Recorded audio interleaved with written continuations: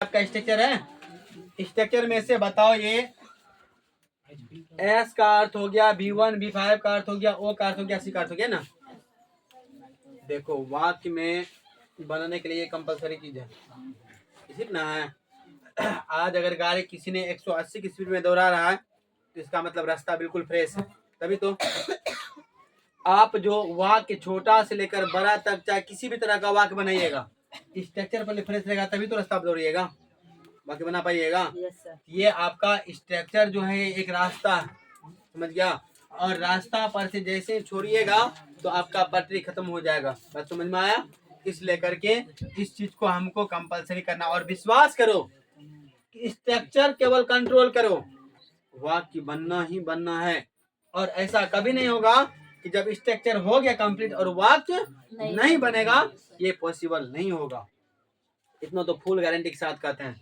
और देखो ये एस का मतलब क्या बोलेंगे? सब्जेक्ट। सब्जेक्ट का हिंदी क्या होता है? कर्ता। V1 या V5 का हिंदी मतलब क्या होता है? वर्ब। वर्ब को हिंदी में क्या कहते हैं? क्रिया। अब बताओ ओ का मतलब क्या होता है? ऑब्जेक्ट। ऑब्जेक्ट को हिंदी में क्या कहते हैं? कर्म। सी को हिंदी में क्या कहते हैं?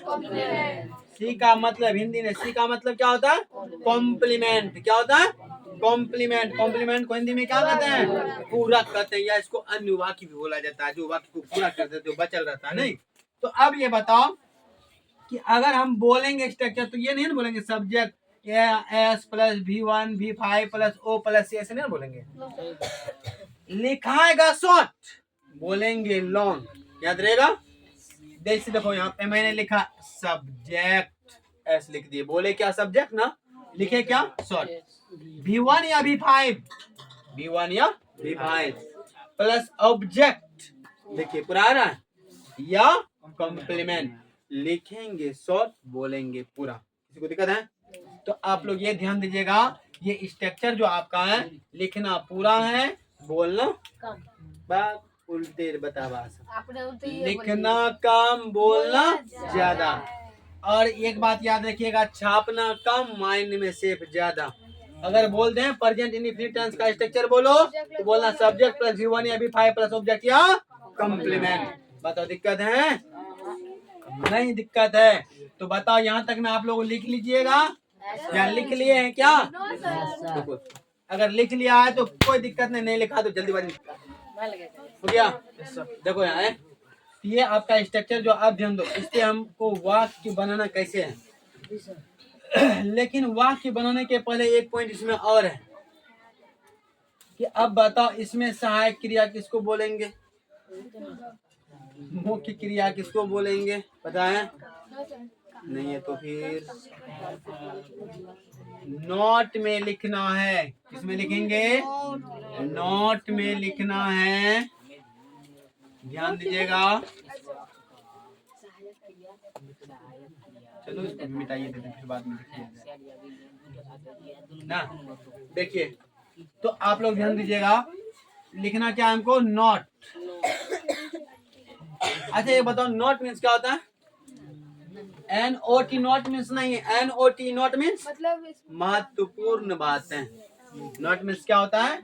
महत्वपूर्ण बातें, महत्वपूर्ण बातें। कोई दिक्कत है? नोट मीन्स क्या होता है? महत्वपूर्ण। अब बताओ इसमें हमको लिखना क्या है? अब बताओ अगर अभी तक मैं आपको पूछ दूं पता प्रेजेंट इंडेफिनिट टेंस का सहायक क्रिया क्या होता है तो बताइएगा।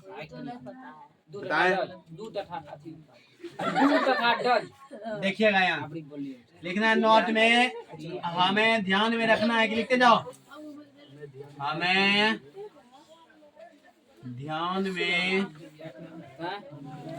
वीडियो रोक दो तत्काल में, ध्यान में रखना है, बहुत लंबा हो जाएगा। हो गया? देखो मेरा कहने का मतलब था ये तो पांचों सॉरी नोट मैंने लिखा दिया, तो नोट में इसको हम एक बार ध्यान दे रहे हैं कि लिखना है नोट जो मैंने लिखा है महत्वपूर्ण बातें या महत्वपूर्ण है ना, तो लिखा हुआ है हमें ध्यान में रखना है कि मतलब अपने माइंड तक रखिएगा, समझ गया। इस वाक्य का सहायक क्रिया, फिर प्रश्न आता है सर सहायक क्रिया को अंग्रेजी में क्या कहते हैं? बताए थे हेल्पिंग वर्ब, ऑक्सिलरी वर्ब भी कहा जाता है। इसका 5 नाम होते हैं, लेकिन अभी आपको केवल 2 काम चलेबुल, ठीक है। ऑक्सिलरी वर्ब और हेल्पिंग वर्ब। याद रहेगा, सबसे आसान बोलने में आपको हेल्पिंग वर्ब ही बोला जाएगा, अच्छा रहेगा। समझ गया, जिसको हिंदी में क्या कहते हैं, सहायक क्रिया, और मुख्य क्रिया को अंग्रेजी में मेन वर्ब। याद रहेगा, हेल्पिंग वर्ब और मेन वर्ब याद रखिएगा, नहीं तो दिक्कत फिर हो जाएगा। सहायक क्रिया क्या है, डू तथा डज। इसमें कुछ कुछ बच्चे ऐसे गलतियां करते हैं, कहते हैं सर डू या डज, वरना बोलने के बाद क्या हो जाएगा, ये गलत तो हो जाएगा। डू तथा डज बोला जाएगा, डू या डज जैसे बोले। प्रश्न आउट, कहानी क्लियर है आपका, समझ गया। कारण कि डू भी है और डज भी है, दोनों आपका क्या है, सहायक क्रिया है। अगर हम किसी में एक को बोल दें, ध्यान दो, अगर किसी एक को बोल दें कि सर डू या डज, या का मतलब था दो में से कोई एक, तो दो में से जब कोई एक या तो डू बोलेंगे या तो डज बोलेंगे, तो कहने का मकसद यह होता है या तो डू जाएगा या तो डज जाएगा, ये ना होगा। लेकिन मेरा कहने का मतलब ऐसे ही बोलिएगा तो आपका क्या हो जाएगा, आंसर गलत हो जाएगा। क्यों हो जाएगा गलत, इसका मुख्य कारण यह है कि एक नहीं बल्कि दोनों होगा। बताओ दिक्कत है। अब आइए इसमें, उसके बाद मैंने क्या, डू तथा डज, जब भी बोलना डू तथा डज या डू और डज। अब आइए, और मुख्य क्रिया मेन वर्ब, मुख्य क्रिया को क्या कहते हैं, मेन वर्ब। मेन वर्ब क्या होता है, V1 या V5 है ना। देखिए V1 यहाँ पे भी ऑब्लिक है, तथा बोल सकते हैं, V1 तथा V5। कारण यहाँ पे भी प्रश्न आउट होता है, सर जी आप बताइए V1 तथा V5 जो है, क्या कभी V1 लेगा या V5, मुख्य क्रिया क्या दो में से कोई एक होगा, नहीं, दोनों है, V1 तथा V5 दोनों इसका क्या है, मुख्य क्रिया है, जिसको हम लोग अंग्रेजी में क्या बोलते हैं, मेन वर्ब बोलते हैं। अब यहाँ पे आता है कि कभी तुरंत प्रश्न आएगा, कल मैंने जो बताया था कि टेंस पढ़ लो, वरना संभालना बड़ा दुर्लभ है, हम बार बार कह रहे हैं कि जैसे अभी आपको तुरंत मैंने बोला था दूध उजला होता है, मैंने क्या किया था, दूध उजला होता है। अब बताओ सर जी आप ही तो बताए थे ता है, बोले थे, इसका मतलब प्रेजेंट इंडेफिनिट का ही वाक्य होगा। लेकिन मैं कहता हूँ ये नहीं है, गलत है। अब बोलिए कहाँ है, गलत है। अब किसी ने कहा सर जी मैंने कहा गलत, तो प्रश्न तो आएगा सर जी, हम जान के भी गलत तो नहीं कर रहे हैं। आप जो लिखा थे जिस हिंदी वाक्यांश में ता है, ती है, ते है, ता, बात है ना। तो देखिए अंतिम में ता है कि नहीं, तो हम सर जी पहचान के हिसाब से बिल्कुल सही है, नहीं है। रे मुरदली बिना डोरी के पैजामा, दूध, ध्यान दीजिएगा, उजला होता एकदम। देखिए क्या होगा सर जी, ता है लग तो गया, मैंने अभी तुरंत कहा था, पहचान याद नहीं है आप लोगों को, इसका मतलब याद कीजिए तो कल का दिन जिस हिंदी वाक्य के क्रिया के अंत में थप्पड़ मारेंगे, यहाँ क्रिया है कहीं पे, रे बकलोल कहीं की, क्रिया के अंत में मैंने बोला, और यहाँ पे देखिए होता ता है तो ठीक है, बल्कि यहाँ तो है ही नहीं कुछ। अब बताओ गलत है या किस में जाएगा, प्रेजेंट टेंस में जाएगा केवल। जैसे मैं तैयार हूँ, प्रेजेंट टेंस में गया, प्रेजेंट इंडेफिनिट में नहीं है, याद रखिएगा। महात्मा दयालु होते हैं, से हैं आ गया, चीनी मीठी होती है, दही खट्टा होता है, अपना